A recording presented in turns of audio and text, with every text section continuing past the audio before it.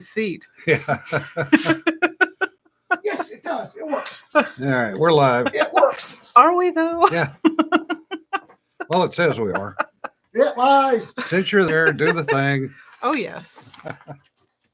Because coffee is important. And if you order coffee from King Harv's, please tell him that you got it from us. Yeah. Also, I'm looking forward to the coffee anthology. No kidding. That one's going to be multiple fun. reasons.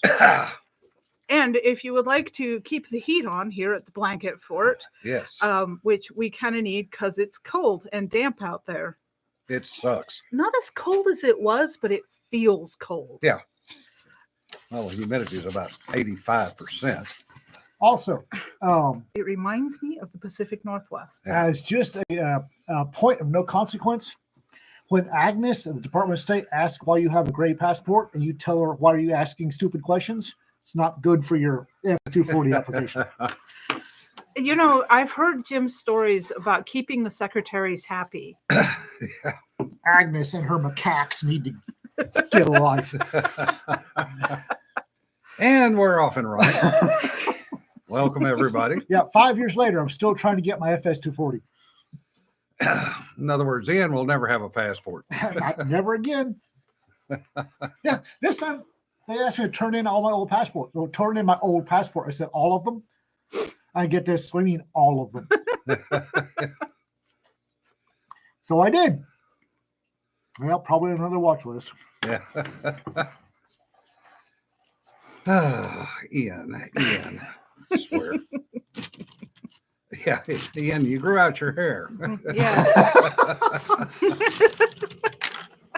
I've been dealing with questions about AI copyright and covers. So my stunt double, Cedar, is going to be answering the questions. Or making a statement or rant. It's going to be a little bit of a rant and hopefully a little bit of education because I've written about this before, obviously not as extensively as needed because there's still a lot of urban myths out there about AI. But first of all, the thing you need to know about AI is that it's not A and it's not I. Yeah. So the persistent myth is that you can't copyright AI art, which is wrong. You can absolutely copyright AI art. I have the copyright of, and I checked just shortly before I got here, approximately 15,000 pieces of AI art. Because I, the artist, fed the input into a tool, which then rendered a representation of what I wanted. Similar to paint and paintbrush, but a whole lot faster and easier. So the case that everyone points to of you can't copyright AI is one where they tried to copyright it to the AI. And the reason that they tried to copyright it to AI is the same reason that the photographer tried to copyright the photo to the monkey. The monkey's smarter than the AI, and yes, I realize Ian's feelings on monkeys. No, they're not. But neither of them can hold a copyright. They are not humans. The weird fringe that would like to embrace transhumanism and bring artificial intelligence to we welcome our robot overlords is behind the attempt to copyright to the AI. So, yes, that one failed to copyright, and it should have. However, it does not mean that all AI art is not able to be copyrighted. The other thing you want to look at is if you're generating AI art, is what tool are you using? Read the terms of service closely. This goes for any kind of thing you're using, whether it's some kind of word processing software or Google Documents or some weird email thing out there. I don't know. Read your terms of service. A lot of them do rights grabs. And there are AI tools out there where you don't own the copyright. The people that are letting you use their tool own the copyright. I use Midjourney because I read the terms of service closely, and the images that I use the tool to render are mine. So that is why I am perfectly comfortable generating AI art and using it the same way that I would stock art that I went and bought off of a website that had a license that came with us saying that I had the licensed copyright to use it in a certain application.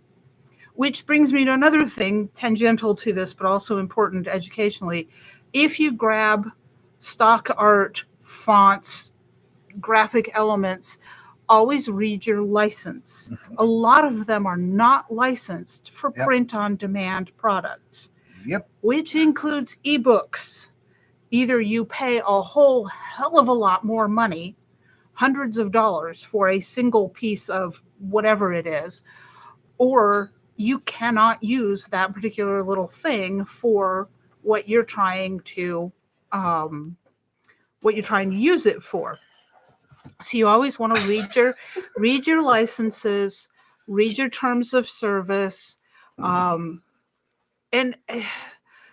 but this myth is persisting because people are afraid of the AI, and they are literally demonizing it. I actually saw an argument very early on in the rants against AI where someone said it was demonic because it's not human generated, and therefore if it's not human made, then it's a tool of the I don't know. I honestly don't know. I couldn't follow that one. My brain hurt.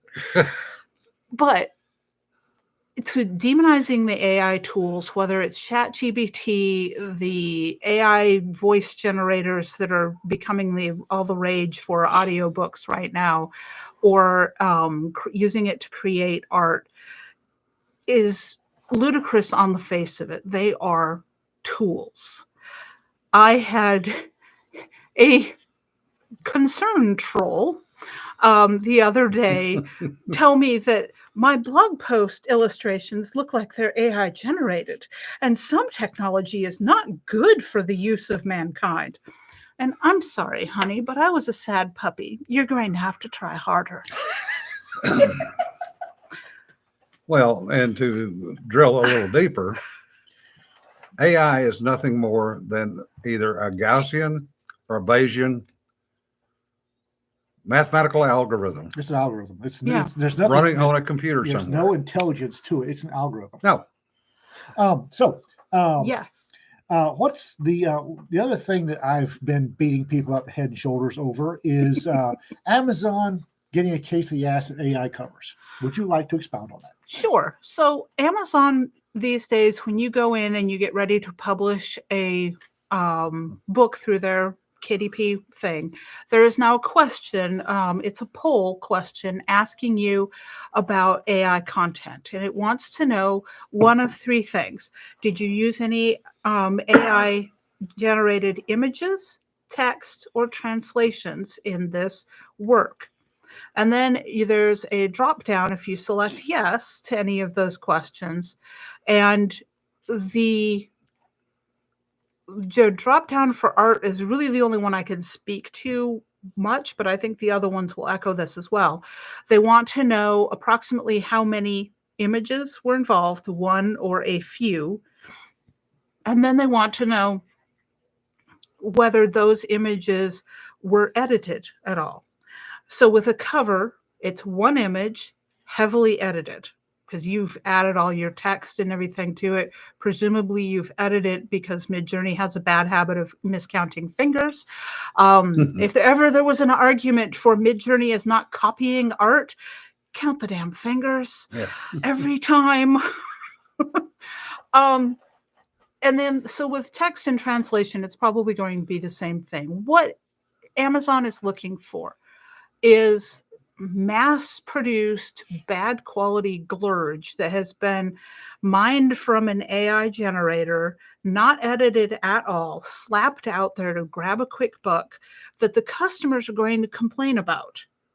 Amazon doesn't care about you and what you're doing. Amazon would rather not lose money having customers complaining and returning things and losing trust in buying things through Amazon. So the whole point of what Amazon is doing is they're tracking, and this is all on the honor system, because you could say no to all of these things, whether you had generated anything in there with AI or not. Amazon also wants to know what tool you used for the image, which is interesting. But I think what that probably is that Amazon is getting ready to do CYA should there be a large lawsuit loss over the copyright issues, because there are people that are attacking the AI image pools, saying that they have stolen copyright material, or that the other misconception is that AI art is created by collaging. In other words, that it's taking little bits of images and pasting those together carefully to make a new image. Or that it's straight ripping off images, which is an easy one to disprove because you cannot reverse image search any AI image and come up with an identical image out there that's from an actual human artist. Just that's not how it works, right down to the root system. And that's what you were referring to with the Gaussian, because it literally generates it from noise. Yeah. So that's all it is noise. Yeah. It's actually an app. It's just like an app on your phone. There are apps on your phones. There have been AI apps for art on phones for 5-6 years at least. Yeah. I'm thinking of folks that say, you can tell it's AI because bad feet. And I'm thinking of poor Rob Lightfield that drew from Courtney's giggling. Yeah. Lightfield. Yeah, Lightfield couldn't draw feet, couldn't draw hands. Yeah. Boy, that man, he you can tell a Rob Lightfield Marvel comic because the proportions are stupid. Yeah. Because the feet or the fingers that are way too long. Well, the chests that were like. Well, that's comics. Yeah. I mean, no, they're supposed to be that way. Covers. There were some where I'm like, okay, that's like normally proportionate, and there's some where you're like. Well, there's gravity defying in there, Well, I mean, the cover conversation that I was part of earlier today, talking about cover art that was like random abstract. What is that book about? And then there's Frazetta. You want barbarians with swords? I give you barbarians with swords. But first, boobs. Yeah. They write to their audience. Or drew to his audience in that case. Yeah. I mean, he got the itty-bitty waist and the giant pneumatic. And then the feet were just like, really, dude? Yeah. I'm guessing that the feet couldn't grow in the shade that was generated by the pneumatic parts. Yeah, Deadpool also joked about it in the second movie, yes. Oh, I must have missed that one. Yeah. So here's the thing. I love it. If you think that you can tell a piece of AI art, you are wrong. Boris Vallejo was a genius, yes. And Julie Bell. Yeah. But AI art has gotten to the point, especially now with version 6 of Midjourney, because Midjourney is the leader in art quality of all the AI art generators, which is part of why I use it. I can generate things that you would swear were a photograph of a real person. You literally cannot tell. You cannot zoom in close enough. I mean, you're going to get down beyond pixel to where the AI generated it, and you still won't be able to tell on a digital screen. And that right there is the point. What she just said, you may have missed version 6. Yes. If it was truly an AI, it would be updating itself. There wouldn't be somebody behind the curtain. Well, like Cedar said, it's not A and it's not I. Yeah. No, it's not. It is a large learning model, and it is learning. I worked with enough of that shit in the government. There is a significant difference, folks. Oh, yes. Yeah, and it's, I mean, I can only really talk to the art end because I don't use any of the text tools. I don't have time to learn them. I have done 15,000 images in the last little bit over a year with Midjourney, And I have been learning and I have been training it along the way, because there's ways to that they give you Have that you been petting it too? I spent the first couple of months with Midjourney. Every day I would do one prompt at the end of the night. Oh, I remember those. Good night. Yeah. And then I would find out what it gave me as a response to me telling it good night. So yeah, I mean, I occasionally pet Midjourney, and occasionally I go, "Oh, honey, who hurt you?" I mean, there's some things that we're like, really? Oh, I've sent some to Courtney. The other day I was doing some work, and I was trying to get it to give me a dude in a cowboy hat. And yes, this was for a Courtney cover, so there was no shirt involved. But instead of a cowboy hat, I got a blue dude in a conquistador's helmet. Well, don't at least know the color why. was right for The her. color was right. The Yes, color was right. the musculature was there, and really, that's all we care about. I could have worked with the conquistador's woman if I'd had it a week earlier. I just Oh, And it Raptor was- read between the lines. He said that's just what Skynet wants you to think. Yeah. So it is a very useful tool. The way I usually sign off when I'm posting the Midjourney images somewhere, like More Odds Than Ends, where we do prompts, is art by Cedar Sanderson rendered with Midjourney. And I use that language because I've been using a fractal art program, well, more than one, for a decade now. Mhm. And what you do with the fractal art programs is that you set up and then it renders it. Mhm. And what you wind up with at the end of that render can be breathtakingly beautiful or Yeah. noise Derp. kindly. Derp. And it's very much like this. Yeah. Only this has a whole lot more data. And that's the other thing that people are having kittens about, is that they're saying, oh, it's violating artists' copyright because it was trained on copyrighted art. I'm Every pretty sure human artist has pretty sure that- trained. every art class at Rita's University, every art class, they're being trained on the past masters. That's how you learn. Yep. Yeah, that's exactly how you learn as an artist. Artists have been learning that since the first guy standing in a cave blew pigment all over his hand, and it was red pigment. And the guy next to him said, I think I'd like to do that only in black pigment now. It's how artists learn.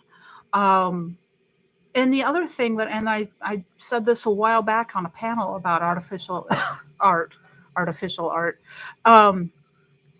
is that if you are concerned that someone's going to be stealing your art and you're a working artist now, tell me your 3 greatest influences and I can generate AI art that will look somewhat like yours without ever invoking your name. Because every artist has influences and stylistic choices that you can use to get close to other things. I've been doing a lot of very pulpy science fiction art. You know what artist blends I've been using to create that? Jacques Sorolla and Frederick Remington. Those are not 2 artists that you would ever put together, but dang, do they give me some pretty art. One of the interesting things is I've been having this argument. I've been with folks that start out as authors. Mhm. And I want to say, you do realize that William Shakespeare wrote every plot that exists. Mhm. So every story you've written It's derivative. is a derivative of William Shakespeare. Yeah. Well, that doesn't count. Okay. Why not? Okay. That's the thing. Art isn't. Have a good one, Jim. The inevitable afterbirth, the art critic. God, Yeah. we love History World Part 1. Padre, you're dead on the money with that one. The art critic, the music critic, the movie critic. None of which have actually, no art critic, no movie critic, none of them have actually contributed anything to art or movies. They're just There is one, Stephen Hunter. There's he always was an a exception. though. critic. He was originally a movie critic. No, yeah, but he became an author. Yeah. But just being there's no movie critic out there that's actually done anything worthwhile for the movie industry, other than I would say that there is some importance to having critics, honest critics, in that Honest find me critic. an honest well, critic. and they do exist because feedback hones the work. Because if you get feedback and you discover that you missed the mark on something that you're attempting for, you can tweak your work and hone your skills, but you need that feedback. Like when my readers go, "What the fuck were you thinking?" It's Yeah. kind of like the ancient Greek philosopher walking through the city with a lantern looking for one honest man. Diogenes, Diogenes. behold a man. Yeah. With Chicken, the behold plucked a man. chicken. Yeah. Yes, but there is a use for critics. Yeah. But I mean, the thing is, I'm usually sitting here during these drawing. I have my digital drawing tool here, and there are people that will say that if you've created it digitally, it's not real art. And there are people that said that photographs were not real art. And if you could say that to Ansel Adams with a straight face, well, you might be one of those critics. It's a tool. It is very copyrightable. Yeah. If anyone cares to rip off my art, they may discover the repercussions at their earliest convenience. She's so polite about that. Yeah. Fuck around and find out. Use for critics, reactive targets, organic fertilizer. Yes. People are learning online that I am active aggressive in defending my people. I'm getting tired of the passive aggressive bullshit. I really am. Kidding? Uh, You've been tired of that for 20 plus years. Agnes, the State Department, is just I'm fed up. I'm not passive aggressive. I'm Agnes, just nice. No, you're a sweetheart. I'm the bastard. I've been dealing with Agnes. You get to be the nice person. You get to be the nice person. I've been dealing with Agnes and her troop of macaques in the basement of Foggy Bottom all week, and I'm annoyed. Agnes hates me. 5 years. 5 years. As the attempt at cyberbullying found out, I don't push easily. My response was that AI art for a blog illustration is fast. Time is a precious resource. I Time is only money. have so much time, and I am not going to squander it. And the AI gives me back time. So I'm going to keep using the AI. Well, Yeah. there's an implied, whether it's unconscious or not, there's an implied that I'm stupid. That I would be turning out, that we would be turning out a anthology every 2 weeks with a cover that might get us in trouble with Amazon or can't be copyrighted. I mean, I'm new to this, but I'm not that damn dumb. And the thing is that I've been doing cover art and design for over a decade now. I started doing it because I had to. I couldn't afford an artist. The first artist I tried to pay took my money and ran and left me with no cover. However, I have a graphic design background. I was already working in graphic design before that. Since then, I have taken more classes in graphic design in college, paid for them professionally. I have been studying it relentlessly this entire time. Your options for covers are limited. If you want to go the traditional art route, take the cover price that you're thinking of and add a 0 at the end of it. Or more than one. And it will take 6 months to a year. Add a year to your deadline. So with that out of the way, your next option is going to be to buy a pre-made illustration through a stock art site, or perhaps license it directly from an artist. Which is not going to be cheap, by the way. No. Well, it depends. I mean, stock art sites, it varies.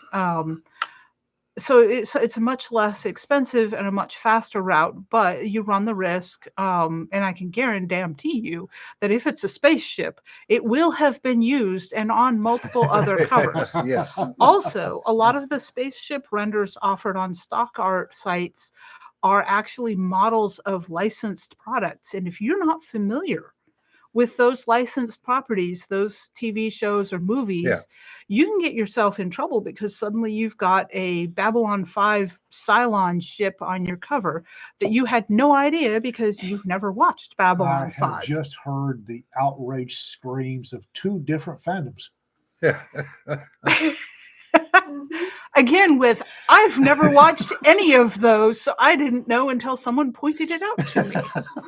Because in all innocence and with a license attached to it, I had bought and used a piece of stock art on a cover and then had people later tell me what it was. Yeah, everybody, the Cylons are not from B5. Sorry, guys. Whatever. This actually illustrates my point even further, which is that I Outraged don't screams know. from 2 different fandoms. Yeah. But so if you're buying cover art, then you have to be realize that you're probably going to get something that's going to be used on someone else's cover. Or already has. Or been. if you buy a pre-made, you're going to have to deal with the fact that you're not going to have a cover on your book that is going to be the best marketing tool for your book. It's very rare that you're able to find a pre-made cover that is going to be appropriate for marketing that specific book. Which is not to say, and I will fire clients that do this to me, that you should have a highly detailed scene from the novel in painful detail No. on the cover. Because in a thumbnail size, you won't even see that. Well, it's It'll not be a blur. It's not even that, because with AI, I'm able to get a lot more detailed art, but still you have to worry about thumbnail or across the room if you prefer. And that's what people forget. Right. And I designed for thumbnail. Yeah. I designed for, what is it, 300 by 500 pixels Yeah. that you're supposed to be looking at when Yeah. you're designing. I actually have my I thought it was workflow. 200 by 100. It's tiny, whatever it is. I actually have my workspace in my graphic design program set up. So I have a little tiny thumbnail down in the corner. So I can be looking from what I'm working on down here to make sure that everything's legible and that it pops. Tom says, or a red car with a curvy blonde in the first attempt as a cover, which makes Cedar go, oh, honey. Okay, there's a bimbo on the cover of my book is legit and sells books. Oh. But it has to be a good one. Yeah. Yeah, it has to be a good bimbo on the cover of your book. But I want to talk for a second about Western art. Yes. There are Remingtons. Yeah. There are Remingtons. There are other Western artists who are out of copyright. They're in public domain. They are public domain. You can use their covers. Mm-hmm. You can use pieces of them for covers Mm-hmm. or the whole picture. Mm-hmm. But I also went looking at current Western art. And I found a couple of covers, a couple of paintings that I really liked. And reached out to the artist to see, what it would cost to be able to use those as covers. And most of them started at 4 figures and went up. Mm-hmm. Now, I'm not talking about, world famous artists. Yeah. I'm talking about regular Western artists that you see in the art galleries out west. So they're good, Mm-hmm. but they're not Remingtons. They're not C.M. Russells. They're good, but I can't afford to pay 5 figures. Hell, I can't afford 4 figures. Neither can most publishers these days. Even traditional publishers are, by and large, not going to spend that on a cover. Yeah. I'm going to guess that you got those numbers based on their misunderstanding of that market because they're not familiar with it. Well, that was what that was their flat fee, Hmm. and that was for one-time use, and everything reverted back to them anyway. Okay, well, that's standard. So they could have pretty much they could have sold it to me on Monday, another guy on Tuesday, another guy on Wednesday, a woman on Thursday, woman on Friday. Yeah. Okay, I'm going to say something here as an artist who's actually going to have to deal with this shortly with a client. When I license art for an ebook cover or for a book cover, I won't use it again for another book cover. However, unless you pay me extra, I'm not giving you the art. Mhm. The art remains with me. You get the license for the book cover use to the art. So therefore, if I want to have prints made of that art and sell it, that remains with me. That is not okay for you to go strip off the text of the book cover and sell the prints unless you specifically license that. There are some artists that will do that. There are some artists that won't. There are some authors that are savvy enough to buy the extra licensing and do that alongside their books and sell the art. James Young is one of those. He and I have had conversations. Um, but that's the thing with intellectual property, is that there's a lot of misunderstandings around it, which is what got us into this conversation in the first place about AI art. Amazon's not going to take down a book just because it has an AI cover. Well, if you really want to talk about it, your fractal work is basically AI. Well, Absolutely. if you want to get down to brass tacks, having done this for a year, Courtney, 2 years, 2 years. I'm discovering that of all the reasons for Amazon to take down a book, Yeah. and we're worried that a AI cover will cause Amazon to take down this book. If that's what you're worried about, wow. Yeah. Because damn, are there reasons they won't even tell you about for Amazon to take down a book? Yeah. And they won't. My personal issue is in the fantasy shorts and anthologies Yeah. with the We will never rank in the bestsellers in the fantasy anthologies because fantasy shorts are full of what spam. we refer to Spam. as the titles with punctuation in them, Yeah. which are blatant violations of Amazon's terms of service. And you can't get Amazon to take them down. Well, what it is Amazon's taking them down, but they're generating them so fast. Yeah. Oh, Again, no. with Oh, no. AI. The And they're being put up by multiple accounts. Right. Yeah. So it's not just they're going after them, but they're going after they have to go after the base account, Yeah. which when there's 300 or 400 of them, Yeah. it gets Yeah. yeah. Well, and Amazon, when AI started to really hit big about a year ago, Amazon implemented a policy that we know, they didn't say it, but we know it was to control the AI bots, because you can't publish more than 3 things in a day now. Mhm. And that is because of these bot farm accounts that are spamming Amazon with glurge. and there was one of the latest ones in the last round.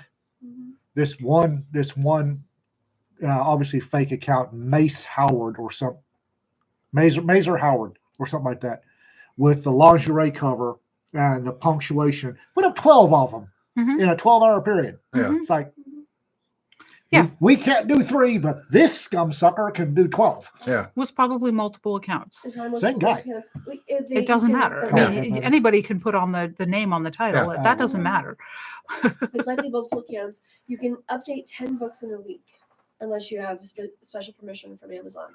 So yeah, that's the other thing they could be doing, is they have a book published already and you can update it. Mhm. Yeah. Although that won't push you into the new release algorithms, which is what they're hunting for. Right. There are ways to game the system. Oh, always.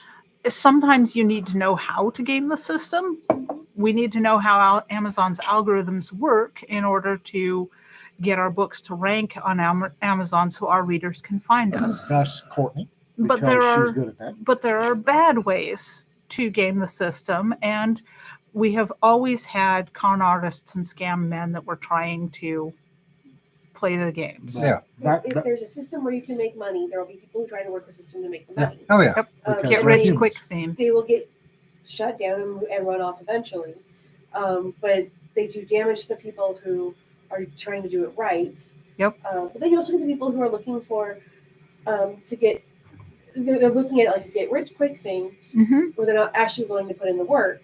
So they tend to do but they're not doing anything wrong. They're just following the scammers because they see them making money. Yeah. No, but Somebody- Yeah, Jesse, that's a good one. Damn good thing that New York Times bestseller list is legit. No wait. Richard, Richard's asking about mods of a cover used in a series.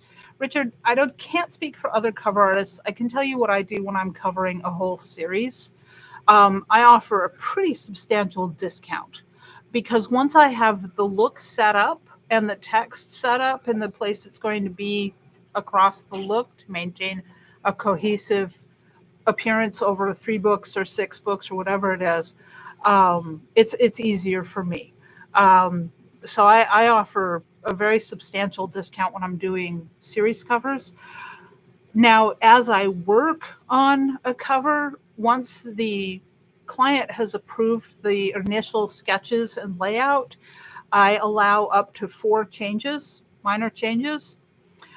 If we want to go beyond that, there's a fee because I've learned that one the hard way. I mean, and I've fired clients that wanted to crowdsource the critique of the cover as I went on and designed. But I'm in a very privileged position. I don't have to do this. crowdsource a critique. Yes. Oh my God. Oh. Yeah. No, just no. I don't mind running it by people for feedback, but putting it out there in public and going, so what do you think of this? What changes would you like to be made? No, no. that's not happening. No, my cover artist has bent my ear a couple of times about similar things. And she and her husband both basically said, not no, but hell no. And both of them have also said, where in the hell did you get that idea from? You don't want to know. Yeah. You just But don't ask questions you don't want the answer to. Richard, if you go back and look at my Gray Man series, the covers on those, they are all very similar. They're all doors. As they should be. Yeah. Well, Well, no, from a design standpoint, they should be similar. but they're very similar. The oddity is, although they're very much Western, in reality, they're doors of houses and buildings in Philadelphia, Pennsylvania. I always love that. I mean, Close it is ups. just, it But is done she's so done well. such good work. Mhm. Well, they're professionals. That's, Yeah. they're both professional graphic artists. Right. But, you're going to pay a reduced fee or a flat fee, depending on what kind of negotiation you have with the artist. Yeah. And every artist is going to be different. I can't speak for other artists. I know for me, it's easier. So I do a discount that. And once I'm comfortable working with a client, I want to keep them. Yeah. And that's me because I'm not doing this for a living. This pays my car payment since I had to buy a damn new car. Yeah. But that's a whole other rant. The reason I get the rate that I do is A, I don't go back and forth with them 42 times. And B, I pay on time. Oh, that's important. Paying on time is Paying on time is really important. Yes. Well, and that's the other thing too, is if you're an easy client, I'm probably going to give you a deal because because time is I have so little time. And I mean, I'm not just talking about time from day to day, but time in life in general. I have other work I want to get done. I work 2 jobs because I have the day job that pays for all the stuff in life. And then I have this other second job that eats the rest of my time, my very patient husband. But I don't have the time to spend hours holding someone's hand and walking through the process with them. If they will trust me to give them a really damn good cover that will sell their book, I'm going to reward that. Yeah. Or someone goes, I think I need to do a couple of updates, and you go, gimme. Yeah. I mean, Yes. To boil it down, yes, you can copyright AI covers. There is no issue with Amazon and AI covers. And if you're worried about Amazon shutting down all AI covers, you haven't been following Amazon very long. Yeah. Because AI covers are the least of what Amazon will shut you down for. And if you don't want AI covers, you can always do a very crappy photo composite cover. Yes. The one we saw this morning. I have a specific one in mind. but they are legion, and they are Bad. There are so many of them. and they've been a thing forever. Yeah. And I mean, yeah, because photo composite is actually a very difficult skill to take a whole bunch of different elements that shot in different light with different color schemas and try to make them look like one cohesive image is damn For near God's impossible. sake, if you're going to do a photo composite cover, make sure your light's all coming from the same direction. Oh my flipping God. I saw one this Yeah, morning there's- that put Why me on would the you ceiling. bother to do that? Oh my God. Probably, Oh my God. I'm gonna guess that the author had a very specific vision for what they wanted on the cover, And they're so and the not an artists artist. did their best with what they could. Yes. So And, Yeah. and really, I mean, if you're going to do a cover for a particular genre, make sure you go look at the top 100 in your genre. Yeah. yeah, take time to do your research. Look at what is out there in your subgenre that's selling, not the top 100 free ones, Yeah. but the best sellers. And also, if your cover at Jana just reminded me of this. If your cover is going to involve people and or creatures and or stuff that is currently real, know a little something about it.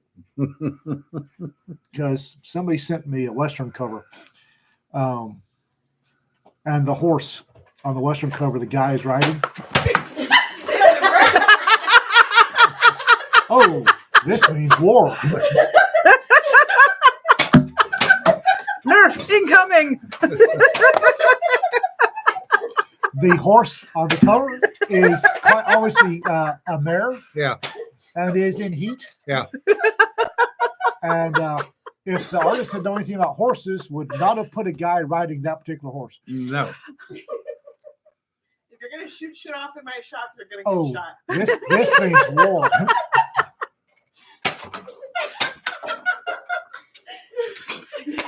It just locked on empty, Jonna.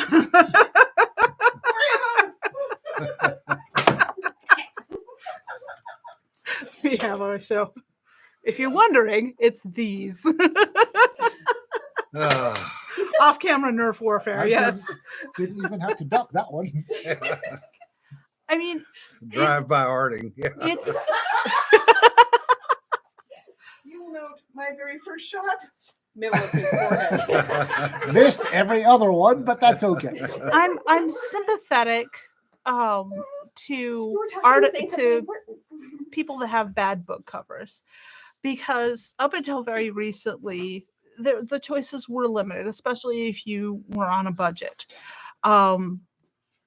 But there's a reason that a website called Lousy Book Covers exists. Yeah.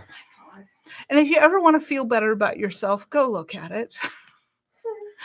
But the thing is, and then think about the fact that someone paid people to create some of those. Not all of them, I'm sure. But the thing is that if you put the work in, if you do the research, AI or not, you can create decent book covers. If you Now- have to. Or you do like I do and pay somebody because I don't have Well, the time or the energy to I do it. need to But- crowdfund a Nerf Gatling gun. But Jim, you know what the cover should have on it. Yeah.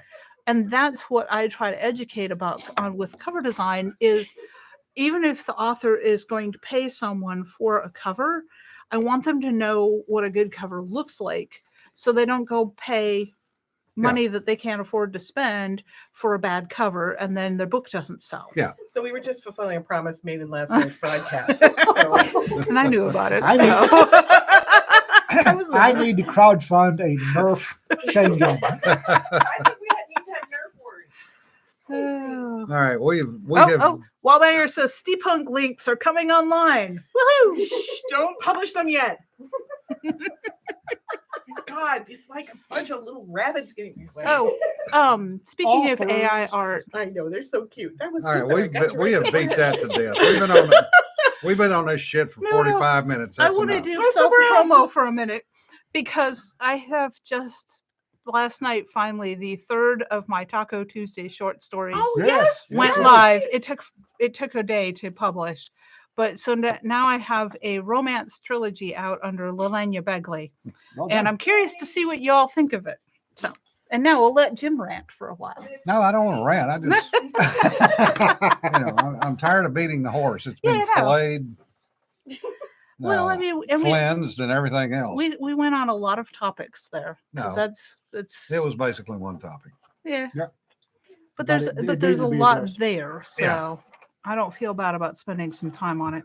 It needed to be addressed because it's becoming a problem. The Nerf Gal 8 Avenger. Yeah. Hi, James. No, like I say, it's started becoming an issue. It needed to be addressed. Well, Yeah. it'll only become an issue if people are stupid. But the problem is people are stupid. People Yeah, are there's- afraid, and when they're afraid, they stop thinking. It's They're the stupid. drama of the I guess the month at this point. But Yeah. everybody. Well, people it's find that reasons time of the to- month for y'all, isn't Yes, it? Apparently, for all the male authors who are bellyaching about it. that I'm phase just of the not moon. going there. So I've been reading a really good book. Well, okay, with caveats. It is an interesting book. It is very strange in places. It's called Factfulness. Mhm. And I didn't know if you might have encountered it. Yeah. I like the fact that the It's guy for is panels. endlessly cheerful. Careful, it's one in the But barrel. what we just said about fear creating blind Yes. spots, that's something that he'd said, and I grabbed his quote for my Substack. Yeah. Yes.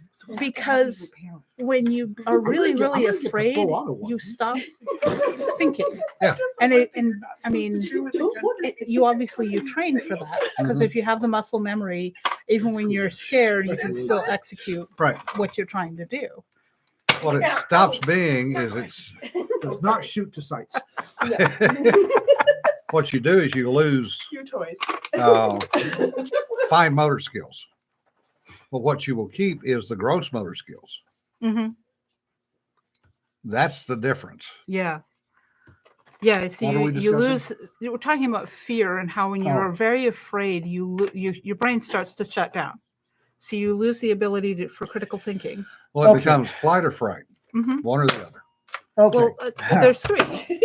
That is the conventional common wisdom. However, I will point out that on multiple occasions, this happens with wildland firefighters. The two examples I know of are wildland firefighters who were cut off, Mhm. surrounded by fire, panicked because they were about to die, and started disassembling their power tools. Mhm. They started taking apart their chainsaws. Mhm. Taking apart a chainsaw is a very, very fine motor skill. But if you're highly trained, you can almost do that in your sleep. Yes. Not according to people who say that fine motor skills go away under stress. Ah, I see.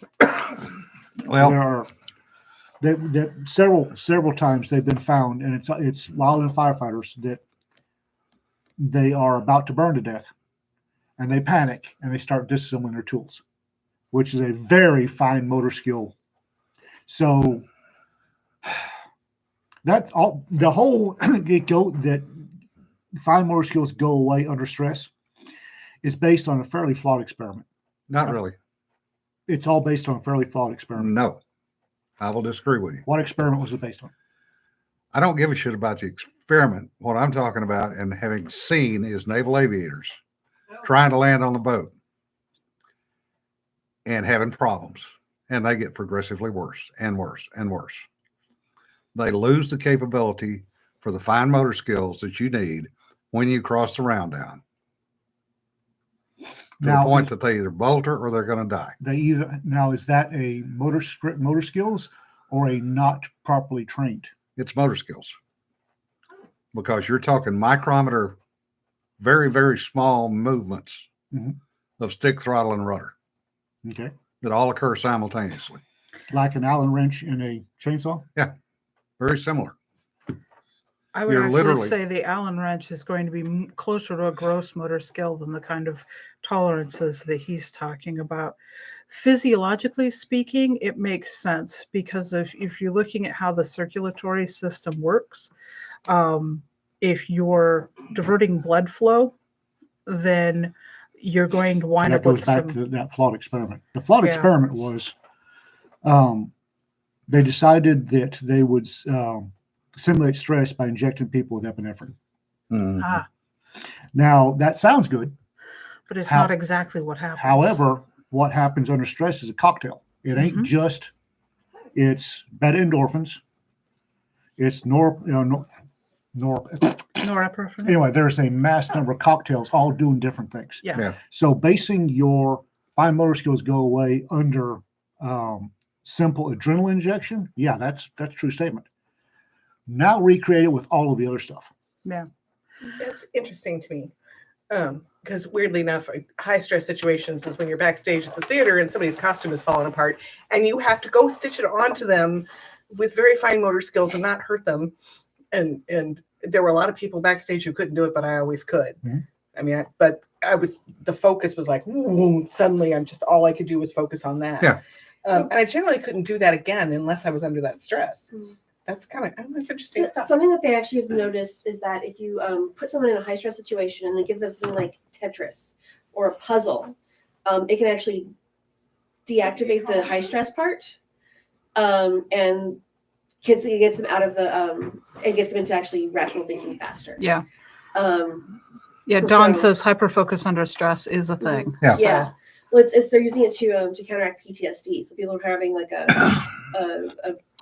Which isn't traumatic flashback. They quite give the them, same like, thing Tetris. as the few times that I've ever been really convinced I was going to die, either there wasn't any kind of physical thing going on that I could do about it, or I was cold, very, very cold. And you lose a lot when you're very cold, when Yeah. you're dying of hypothermia. Right. I've been progressed in hypothermia far enough that I wound up in a coma for days. I actually don't know how long because I have a hole in my memory there. Yeah. But so I don't know how long it took me to recover. I have memories up to a certain point and then it stops.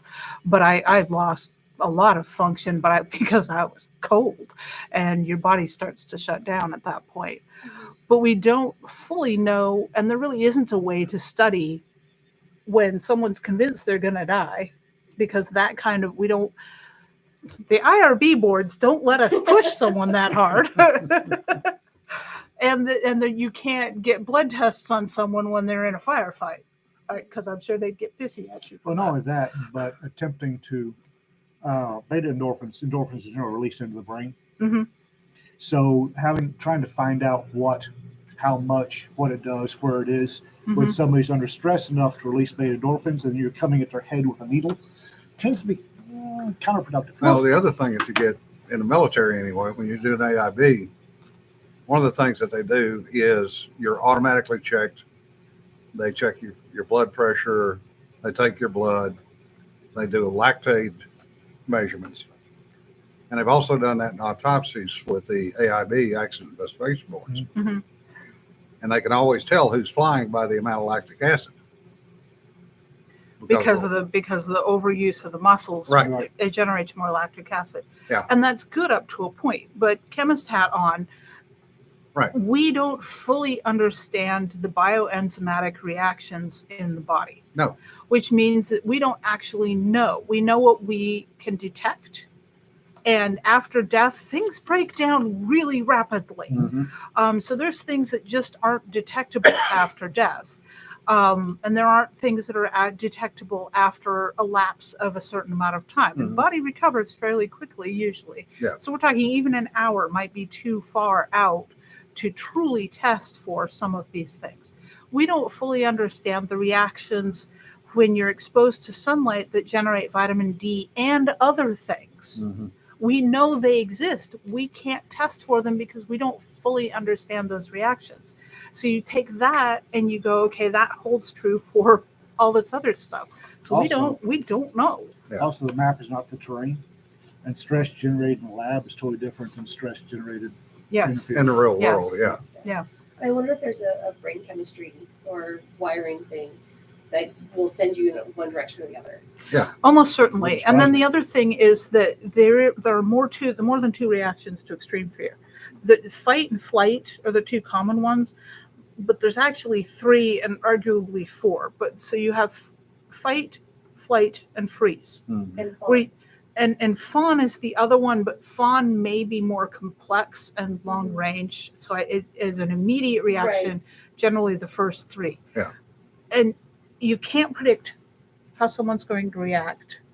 And with freeze, you will lose all your fine motor control because you literally shut down. The brain will go catatonic. Yeah. And just Quits. it's done. It's threw its Yeah. hands up and it walked away. So yeah, Nancy, sometimes you do that. She says, I stitched the chicken together in the middle of the night the other day. She's never done sutures. I just did it. It had to be done. Yeah.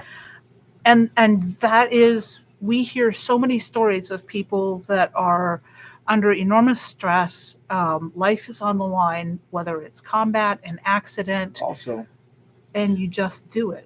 what is extreme stress for one person is an extreme stress for somebody else. Yeah. Yes. Also, if you have trained yourself, I don't know if it's autonomic or not, but if you are properly completely trained, things will take over for you. Mm-hmm. Mhm. Well, you go back to the astronauts, the original Mercury, Gemini, and Apollo astronauts. They were all basically test pilots. Mhm. They had been trained to a fine edge, and then they were monitored their entire flights. Everything was almost instantaneous. Mm-hmm. So they had a basis there for all those studies. Yeah. And that's where a lot of that came from, because they had the real time. And I would also argue that biased the information in a certain Yeah, direction. it did. Because these are all they're all males, first Yeah. of all, and male and female hormones are different, React systems different, are all nine different. yards, yeah. Brains are different. It's just wildly different, male and female. But also, they were highly trained, highly healthy, fit, and of a certain mentality. Yeah. So they have been selected to be Yeah. what they were, which is the best of the best. Yeah. And so we can look at that data. That data set is not the same as No, your average everyday Joe. it's never going to be the same. It can't be. But it's a baseline to work from. Hmm. And that's what people tend to forget. That data is now going on 50 years, 60 years old. Yeah. Yeah. Somebody earlier today was Yeah. talking about covers of the 90s, and I'm like, that was 30 years Yeah. ago. But It it's Cedar, what the hell? Just go mainline my Geritol, grab a walker. I know. you. What do you think about me? I'm still fighting with Agnes. I actually think that data, I'm not sure we could collect it again because I'm not sure that we have that caliber of men that we could collect it from. Oh, they're still out there, men and women. Yeah. But the problem is they won't be allowed to, because now it's an invasion of privacy. Yeah. Yeah. I mean, some of the things they did to those guys. I mean, Yeah. I understand and I'm God. glad they got the data, but Alan Shepard. I heard him speak at Pensacola one time, and oh my God, did he go off on him? He hated NAMI with a passion. well, and that's the other thing too, which is that gathering data that at that level of invasiveness nowadays you'd have to have consent, but they won't even with consent they won't do it these days. No. And that's a great loss, it is. you know, It bottom is. line. Because with all the medical advances, you would think think that they might have found something that would work. Well, I'm thinking of a couple of the large advances in medicine in the last few decades were made by scientists experimenting on themselves. Yeah. Because they knew they would never be able to get permission to carry out the experiments on other people. Yeah, exactly. So and they faced censure for this. Yeah.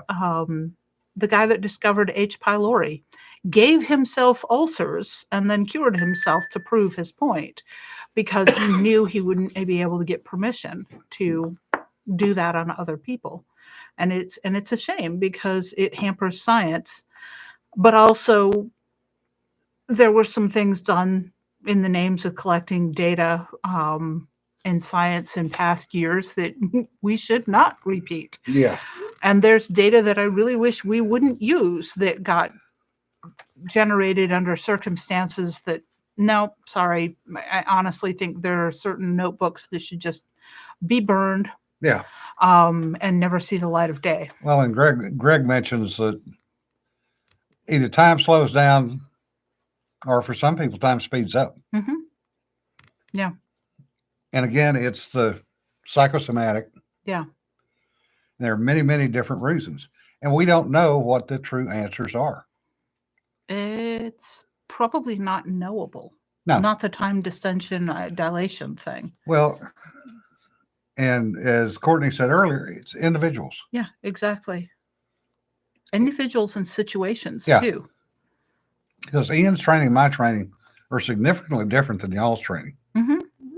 If you had any training, which you may or may not have. I have had search and rescue training, which Yeah. included survival and Well, and you also bunch of had other cold weather things. training. Yes. But Courtney, Yep. Yeah. so what you see is what you get with Courtney. I had very specialized training in very teeny and very esoteric fields. Yeah. So and that's about it. Yeah, but that's Which Yeah. isn't any lesser than, it's just Yeah. No, it's just, Different. I have Yeah. not had the kind of training that you guys have, and I'm Yeah. fully aware of it. It's one of the reasons why I'm like, I don't make that decision. Yeah. Because I'm not qualified for it. Not because I don't think I could come up with it, but it's like, there's stuff where I'm like, I know what I don't know, which is most of everything. but there again, in the writing, Mhm. you can use those things. Mhm. Absolutely. And you can use that to expand your character. Oh, yes. We actually did a panel, God, 4 or 5 years ago now, on disabilities. Mhm. When did we do that panel? 4 or 5 years ago. Which on panel? Panel On on disabilities. disabilities. Oh God, 5 years ago. 5 years ago. It's been a while. Mhm. On how you could use those for character development. Hmm. That was first or second LTUE. we went Yeah. to. Yeah. And the number of people that came up to us afterwards and went, I never thought about that. Well, Because you take it for granted. Yeah. That you can do certain things.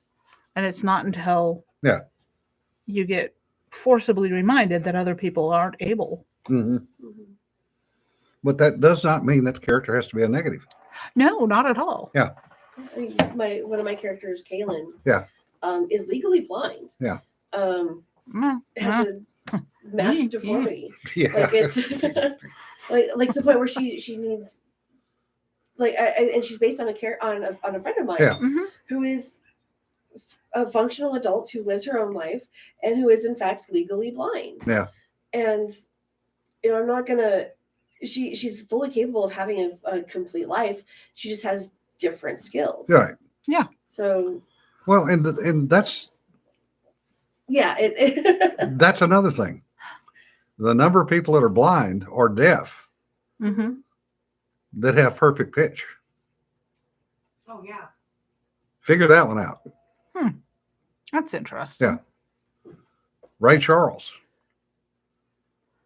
Oh, right. Well, Ray was blind. Yeah. But had perfect pitch. Yeah. There is definitely data that shows that when you lose one sense, you compensate in other Compensation, places. So That's why people with no sense of humor. Never mind. on And that note, and we've wasted another hour plus of your time, folks. Yeah. So,